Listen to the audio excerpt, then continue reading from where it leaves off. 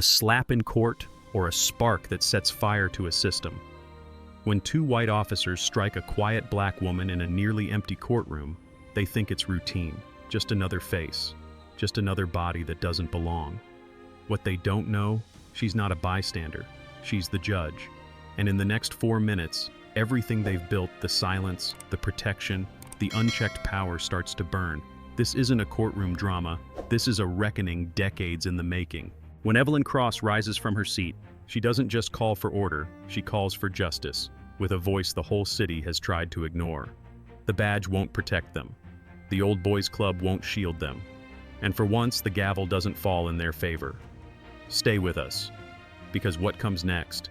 You won't believe who falls and who finally rises. In the heart of Charleston, where centuries of history etched both beauty and sorrow into every cobblestone, a single moment shattered the fragile balance of power. In a nearly empty courtroom filled only with whispers of past injustices and the low hum of anticipation, Judge Evelyn Cross made her entrance. Known for her quiet strength and a legacy of fighting for those too often silenced, she carried the weight of her community's hopes on her shoulders. Today, however, she was about to rewrite that narrative in a way no one could have foreseen. It began with a brazen act, a single, swift slap. Sergeant Brad Cutter, a white officer steeped in the old ways of unchecked authority, saw only a face he assumed was unimportant. His hand, raised in careless contempt, connected sharply with the cheek of a quiet black woman. But this was no ordinary victim. As the courtroom fell into a stunned silence, the truth emerged like a sudden gust of wind. Evelyn Cross was not a mere clerk or bystander. She was the judge, the guardian of justice, the personification of the system's very ideals. And in that electrifying moment, the veneer of institutional respectability began to crumble. For decades, the courthouse had been a theater for power plays where voices of dissent were stifled and minor transgressions were brushed aside as mere inconveniences. Yet Evelyn had long been aware of the deep-seated rot festering beneath the marble columns and polished facades. Her heart, hardened by years of witnessing systemic racism and bureaucratic indifference, now pounded with the fury of countless unheard voices. As cameras captured every detail and reporters scrambled to document the unfolding drama, Evelyn's calm resolve transformed into a fierce determination. She stepped forward with measured authority, her gaze locking onto Cutter's as if to say that every act of aggression had consequences far greater than a fleeting moment of defiance. The slap had ignited something far more potent than personal indignation. It was a spark that would expose years of cover-ups, the silencing of complaints, and the complacency that allowed power to operate unchecked. In that instant, the room was no longer just a courtroom. It was a battleground where every whispered secret and hidden injustice was coming to light. This was not simply a confrontation between a judge and an officer, it was a reckoning of an entire system built on racial prejudice and the abuse of authority. Judge Evelyn Cross, with a single act of defiance, signaled the dawn of a new era where justice would no longer be a quiet promise, but a resounding declaration that every layer of systemic injustice would be dismantled, one truth at a time. The room was frozen, not just still frozen, the kind of silence that doesn't follow shock, but revelation. Sergeant Brad Cutter's hand still hovered in the air, the sting of his arrogance fading slower than the red mark blooming on Judge Evelyn Cross's cheek. He blinked, confusion shadowing his face as if trying to piece together what had just happened. A murmur rose from the back of the room, a journalist dropped their pen, and a legal intern gasped audibly. But Evelyn didn't flinch. She didn't touch her face. She didn't blink. She simply turned slow, deliberate, and looked him dead in the eye. "I suggest," she said evenly, her voice cold steel wrapped in silk, "you find your place, Sergeant." It was only then that Cutter's smirk began to slip. A flicker of uncertainty replaced the performative bravado he wore like a second badge. Around them, the courtroom had transformed. What had moments ago been a routine hearing now sat on the precipice of something irreversible. And Evelyn Cross, still not in her robe, still standing beside the clerk's desk, now held the attention of every soul in the room like gravity itself had shifted. Cutter opened his mouth, maybe to justify, maybe to dismiss. But before words could escape, Evelyn stepped up to the bench. The courtroom, in unison, seemed to rise with her. Even the bailiff, Officer Rourke, a man known for his stoicism, straightened. Cutter's eyes widened as Evelyn turned, sat behind the bench, and said the words that changed everything. Let the record reflect that the arresting officer in this courtroom has just physically assaulted the presiding judge without cause, without recognition, and without remorse. Gasps erupted, phones lifted, record buttons glowed red. The marble walls, once passive observers to so much quiet injustice, now echoed with something far older and deeper than outrage. Truth had entered the room, and it had teeth. Evelyn didn't raise her voice. She didn't have to. Her composure, her certainty, struck harder than any slap ever could. Cutter tried to backpedal, stammering through excuses. But his silence, when asked if he would have struck a white male judge under the same circumstances, spoke louder than anything he could say. It was in that moment, as the courtroom saw Cutter for what he truly was, that Evelyn saw the opportunity. This was no longer about a single act of disrespect. It was about years of buried complaints, protected violence, and systems that punished the vulnerable while shielding the powerful. And now, that system was officially on trial. Outside the courtroom, word spread like wildfire. The video of Sergeant Cutter striking Judge Evelyn Cross had already hit social media, a clip just 15 seconds long, but powerful enough to ignite a city. News vans began arriving within the hour. Inside, Evelyn sat behind her bench with poise, though her heart beat with the steady weight of a storm gathering. She wasn't angry, not yet. Anger was fleeting. This was something else, something colder, sharper. This was resolve. "Clerk Daniels," she said, her voice still composed, "enter into the record that Sergeant Brad Cutter has admitted on the record, and in front of witnesses, to physically striking the presiding judge in a courtroom under oath." Daniels, barely able to keep her hands from trembling, nodded and scribbled rapidly. Sergeant Cutter had gone silent. His earlier bravado had drained completely, replaced by something more dangerous: calculation.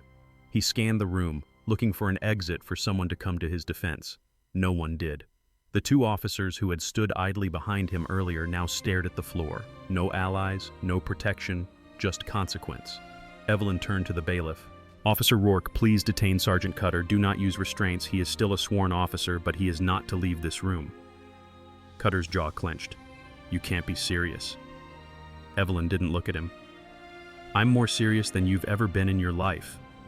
He was escorted to a seat in the gallery, not in handcuffs, not humiliated, but unmistakably under guard. For the first time in his career, he was not in control of the room. After dismissing the arraignment rescheduled due to compromised proceedings, Evelyn stepped into her chambers, the heavy oak door clicking shut behind her.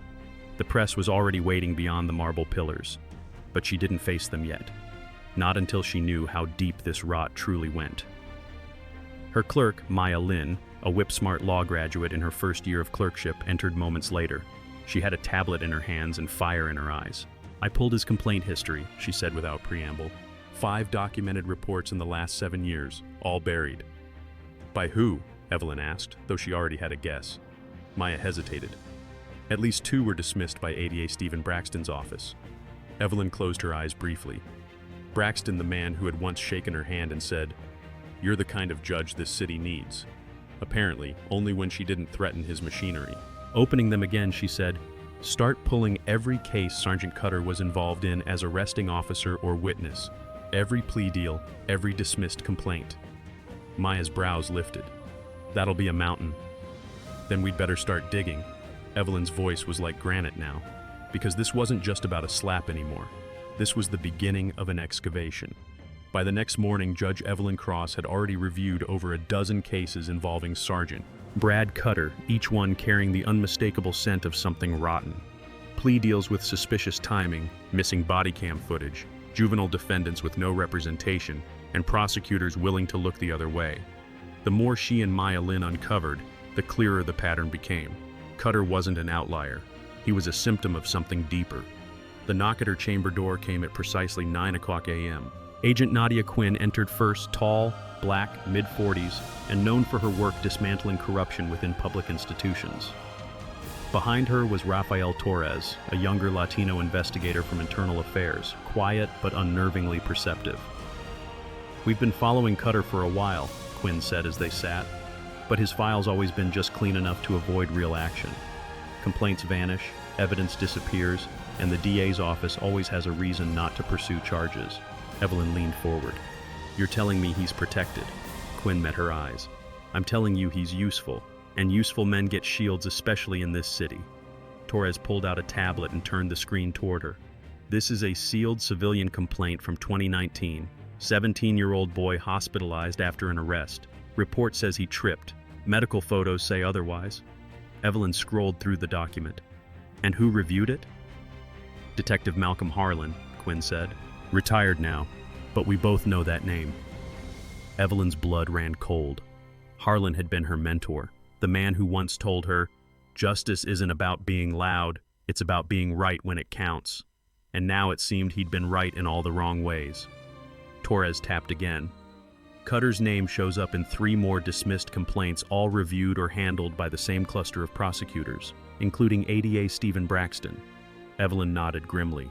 I want every complaint reopened, every body cam reviewed, and I want a list of everyone who signed off on those dismissals. Quinn hesitated. That's going to rattle some very well-connected cages. Evelyn stood slowly, walked to the window, and looked out at the courthouse lawn. The press still lingered. The city buzzed with the scent of change, or perhaps fear. They rattled the wrong woman, she said. Just then Maya burst in, tablet in hand. Judge, I found something else. There was a journalist, Lena Rios. She filed a FOIA request on Cutter's records last year. She died 2 weeks later. Car crash. But, she paused. But what? Evelyn asked. She never drank, and the crash report says she was over the legal limit. Evelyn turned away from the window. This just became more than judicial misconduct. This had become dangerous. Evelyn Cross had seen many things buried in silence, complaints, careers, even lives. But what Maya Lin just handed her was no longer just evidence. It was a warning from the grave. Lena Rios, a local journalist barely 30, had filed a public records request on Sergeant Brad Cutter's disciplinary history 6 months prior. She'd also been asking questions about plea bargains, missing surveillance, and a private security firm tied to multiple city contracts. Then came the crash. Her blood alcohol content was high. Too high. But friends told a different story. Lena was disciplined, detail-obsessed, and never drank while on assignment. Evelyn stared at Lena's name on the screen for a long moment. Do we know what she uncovered? Maya hesitated. Only pieces. But get this, Lena's brother works in cybersecurity. They hadn't spoken in years, but I found his contact. He called me back. That evening, Evelyn sat across from Daniel Rios, a gaunt, sharp-eyed man whose voice trembled when he spoke, but not from fear, from grief. She said she was onto something big, he said, sliding a thumb drive across the table. Said she'd found a connection between Cutter, a real estate development fund, and a firm called Palmetto Risk Solutions. They've got contracts with the mayor's office, the DA's office, even the courthouse. Evelyn plugged the drive into her secure laptop. Dozens of files, some encrypted, some not.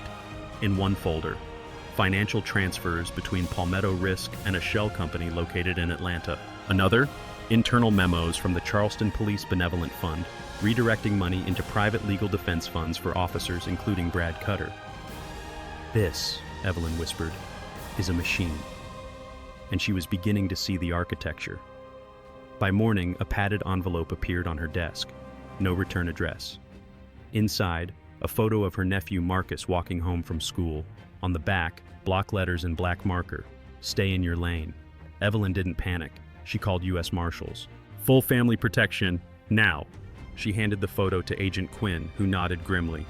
This means we're getting close. Evelyn looked her square in the eye. Then I want to get closer. Quinn warned her. This isn't just going to expose bad actors. This could take down an entire political infrastructure. Good, Evelyn said. Because I'm done trimming branches. It's time to go for the root. And somewhere across Charleston, someone realized the judge wasn't going quiet. She was going to war. The photograph changed everything. Not because it instilled fear, Evelyn Cross had long made peace with danger, but because it made the stakes unmistakably personal.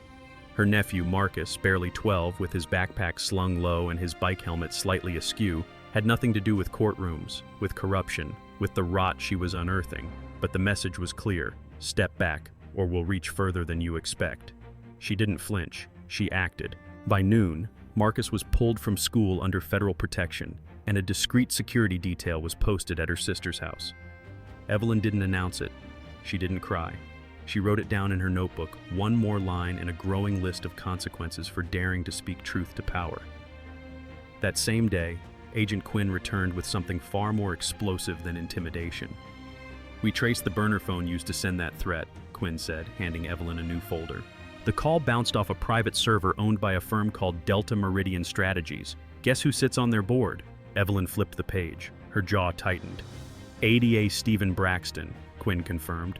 Also listed, 2 campaign donors to the mayor's re-election fund and a consultant with deep ties to the city's law enforcement union. It wasn't just Cutter. It was a network of officers, prosecutors, city contractors, all connected through quiet channels and unspoken deals. But that wasn't all. Torres entered moments later, his face tense. There was a meeting at the DA's office last night, he said.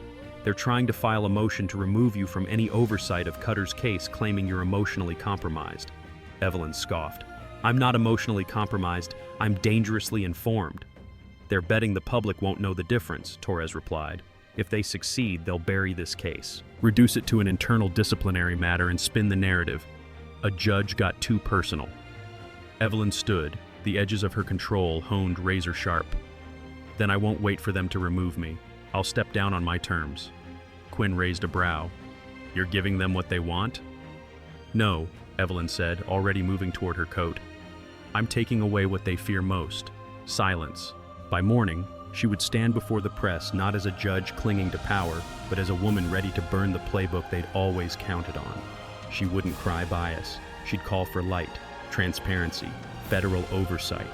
Because if they were going to smear her, they'd have to do it in full view of the public. And this time, the city was watching. The courthouse steps hadn't seen this many cameras in years. Reporters jostled for position. Microphones glinted under the late morning sun. But when Judge Evelyn Cross emerged from the grand double doors, coat pressed, chin lifted, eyes unshaken, the noise dulled to a hush. She didn't wear her robe. Today, she wasn't presiding from the bench. Today, she was fighting from the floor. She stepped to the podium, flanked by Agent Quinn on her right and Investigator Torres on her left.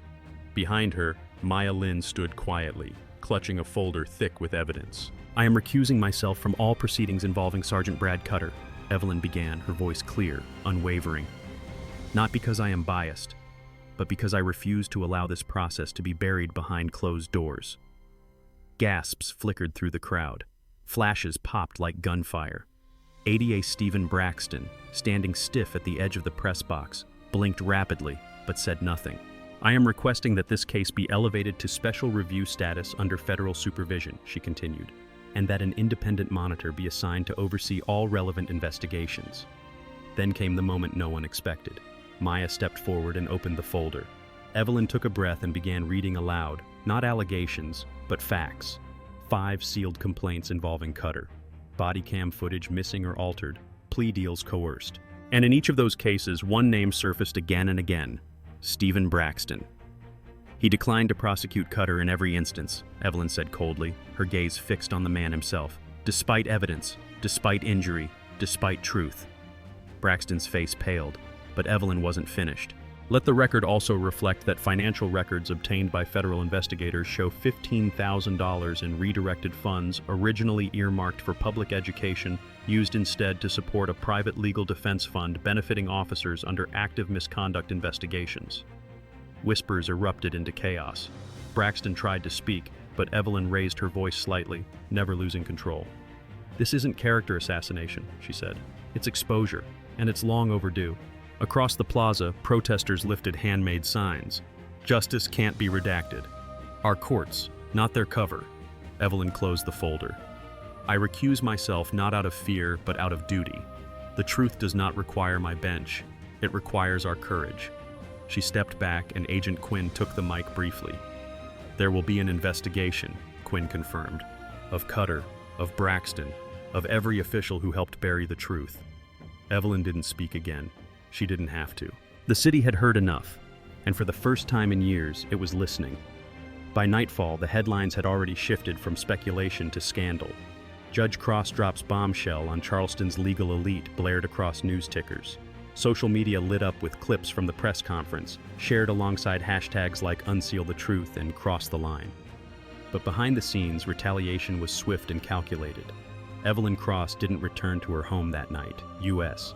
Marshals had moved her to a secure location after an unmarked SUV was spotted loitering near her sister's house. She said nothing to Marcus, only hugged him longer than usual and told him quietly, "Your aunt is just doing the hard part of her job." But she knew this wasn't about jobs anymore. It was about survival. The next morning, Quinn entered the safe house with a hardened expression. "It started," she said grimly, tossing a stack of printouts on the table. "Anonymous leaks. Manufactured outrage. They're trying to turn you into the story." The documents included social media posts, heavily edited photos of Evelyn at civil rights protests decades ago, twisted to look like she was inciting violence.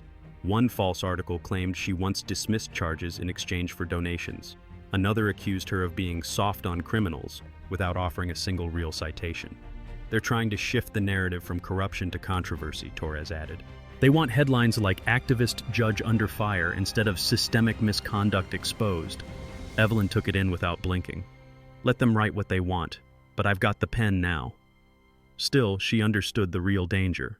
This wasn't just an attack on her reputation, it was a warning to anyone who might follow her lead. So she made a decision, one she had prepared for but never thought she'd need. From the drawer of her bag, Evelyn pulled a small black binder, thick, well-worn, and tightly sealed. "What's that?" Maya asked. Evelyn slid it across the table.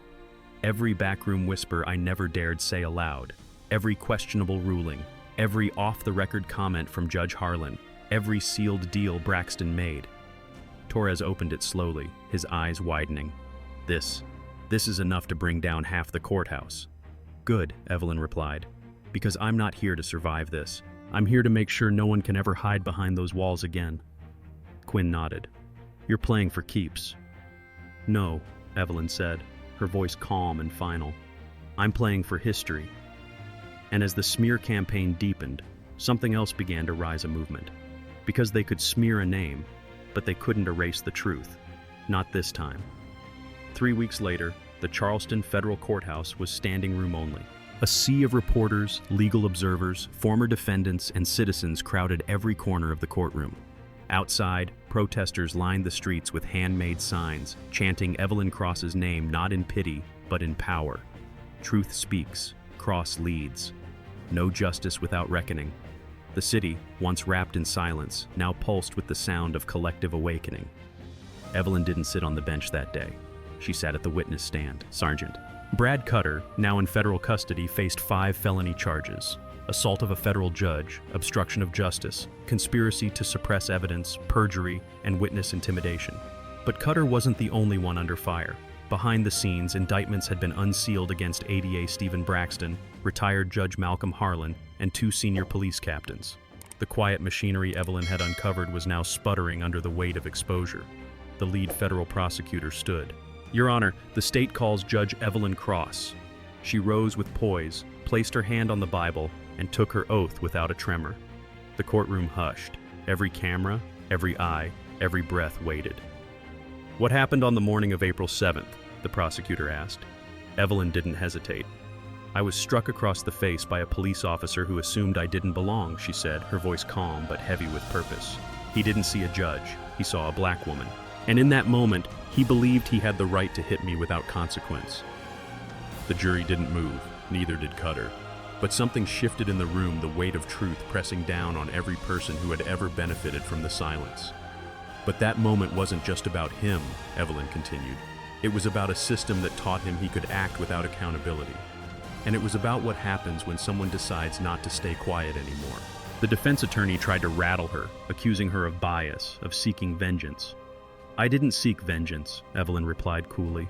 "I sought sunlight." 2 days later, the verdict came in. Guilty on all counts. But the real victory wasn't in the sentencing, it was in the wave that followed. A statewide investigation into judicial misconduct was launched. Over 140 past convictions were flagged for review. Braxton resigned in disgrace. Harlan was suspended. Cutter's badge, once a shield, now sat sealed in evidence. That Thursday, Evelyn returned to the empty courtroom where it all began. She stood before the bench, staring at the chair she once ruled from. She didn't smile. She just whispered, "Now, they see." And she meant everyone. The bench was no longer hers. Evelyn Cross stood before the State Judiciary Review Board, not as a defendant, not as a disgraced official, but as something rarer, a judge who had won and still chose to walk away. Cameras flashed, reporters leaned forward. The entire room, from gallery to dais, held its breath. "I am submitting my resignation," she said clearly, voice steady, unshaken. "Not because I no longer believe in the law, but because I believe in what must come next." Gasps rippled through the room, though her closest allies, Quinn, Torres, Maya, already knew this was her plan. Evelyn continued. "The law is not broken," she said, "but the hands entrusted to carry it have bent it, warped it, protected themselves at the cost of truth. I've spent 3 decades inside this system defending it, challenging it, enduring it. Now it's time for someone else to rebuild it, someone who won't have to bleed just to be heard."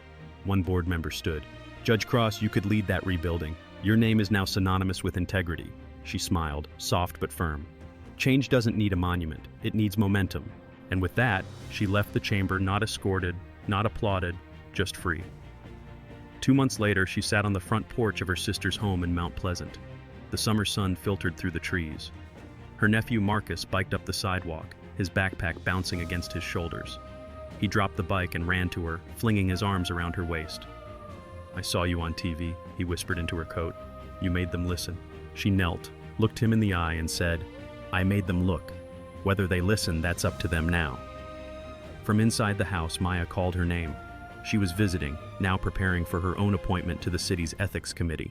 A few weeks from now, Evelyn would attend her swearing in. She wouldn't speak. She wouldn't need to. Across Charleston, the ripples of Evelyn's fight continued to widen. Dozens of cases reopened. New prosecutors, new oversight, and the beginnings of civilian review boards. The machine hadn't been dismantled, not fully, but its gears had been cracked. Back in the city, someone spray-painted a wall near the courthouse. Not a tag, not vandalism, just words, clean and deliberate. She didn't burn it down. She lit the way out. Evelyn Cross closed her eyes, listening to the breeze move through the trees. Not justice finished, but justice finally moving. The story of Judge Evelyn Cross offers a profound lesson for anyone who has lived long enough to witness promises broken and justice delayed. It reminds us that silence may keep the peace for a while, but only truth brings real healing. For older generations who have seen institutions rise and fall, this story is a call to remember that the fight for integrity is never truly finished. Even in the face of fear, betrayal, and personal risk, standing up calmly, wisely, and with purpose can shift the course of history. Evelyn didn't seek revenge, she sought accountability. And through her quiet strength, she reignited the belief that one voice, when guided by conviction, can inspire many to rise. In our own lives, we may not wear robes or stand in courtrooms, but we do hold influence in our families, our communities, and our choices. Speak when it matters. Stand firm when it's easier to sit down, because age does not dull courage, it sharpens it. And sometimes the most powerful thing we can do is simply refuse to look away. Thanks for watching. If you enjoyed this video, don't forget to hit the like button, share your thoughts in the comments, and subscribe to the channel for more stories like this. See you in the next one. If you enjoyed this video, don't forget to hit the like button, share your thoughts in the comments, and subscribe to the channel for more stories like this. See you in the next one.